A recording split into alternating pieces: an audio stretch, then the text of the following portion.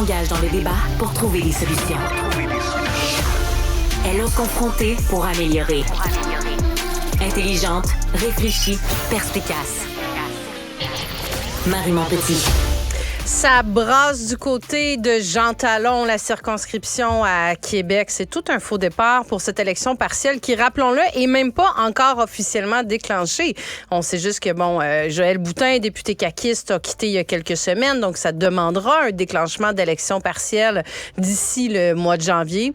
Bon, ce qui se dit dans les coulisses, c'est que ça serait déclenché probablement la semaine prochaine. Mais là, faux départ parce que la CAQ, le PQ s'accusent respectivement de mentir. Deux versions qui s'affrontent. Bon, est-ce qu'il y a quelqu'un qui ment entre les deux? Est-ce que c'est le bureau du premier ministre ou est-ce que c'est le candidat du PQ? Ou est-ce que la vérité se trouve quelque part entre les deux? Si on refait un peu le fil des événements, on a appris en début de semaine que le candidat caquiste, M. Paradis, aurait rencontré le bras droit de du premier ministre, aurait rencontré la CAQ. Et la première version dit qu'il s'est non seulement montré intéressé, qu'il a demandé d'être premièrement, présenté dans une circonscription où il serait sûr de gagner, qu'en plus de ça, qu'on lui assure un poste de ministre au Conseil des ministres. En tout cas, plusieurs demandes comme ça qui finalement, auraient été déclinées par la CAQ et il aurait passé son tour. Et là, boum, oups, deuxième version qui est donnée, mais là, cette fois-ci, du côté du PQ qui dit non, un instant, c'est pas du tout comme ça que ça s'est passé. C'est le premier ministre Legault, son équipe, qui ont approché le candidat, qui lui ont dit qu'ils souhaiteraient l'avoir dans l'équipe, qui souhaiteraient l'avoir comme ministre au niveau du Conseil des ministres.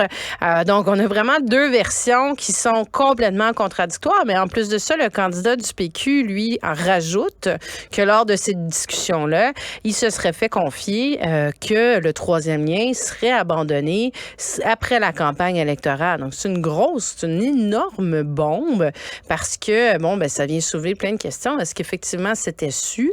Est-ce que c'était dans les cartons? Est-ce que le gouvernement du Québec, est-ce que le premier ministre du Québec, est-ce que la CAQ aurait menti, trahi ses électeurs? Moi, j'aurais tendance à penser que la vérité est quelque part entre les deux. Là, est-ce que, depuis le début, je dis c'est un peu surprenant que le troisième lien comme ça, tout d'un coup, c'était un gros projet fort au mois d'octobre durant l'élection. Puis là, tout le monde était sur toutes les tribunes pour dire que c'était extraordinaire, que ça allait se faire. Puis 6, 7, 8 mois plus tard, tout d'un coup, la CAQ a dit ouais, non, finalement, les plans ont changé. On tire la plug sur le projet. Ça se fera plus avec un argumentaire qui tenait pas la route, là, il n'y avait pas vraiment de raison. Donc, on se demande tous un peu qu'est-ce qui s'est passé entre-temps, puis il y a un petit peu anguille sous roche. Est-ce que la décision était déjà prise? Fort probablement.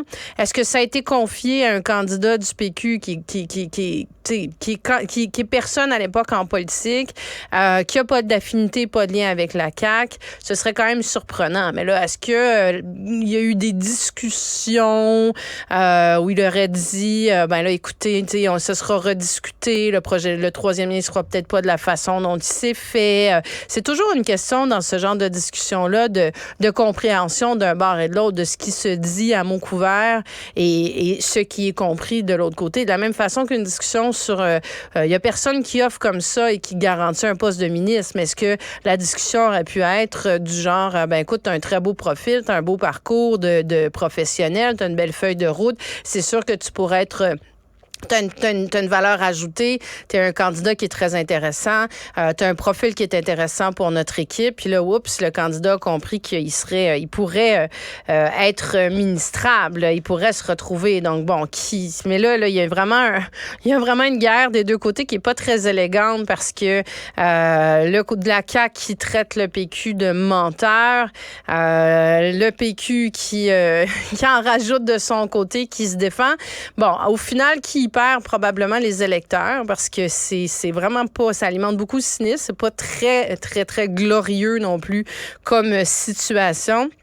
Alors que, comme je le répète, l'élection, elle est même pas encore déclenchée. Elle est même pas encore, la date est pas encore connue, mais de façon certaine, en tout cas, le match, il est commencé, les gants sont jetés. Et là, qu'est-ce qu'il reste à faire? Les paris sont ouverts. Qui gagnera cette élection partielle, là? Marie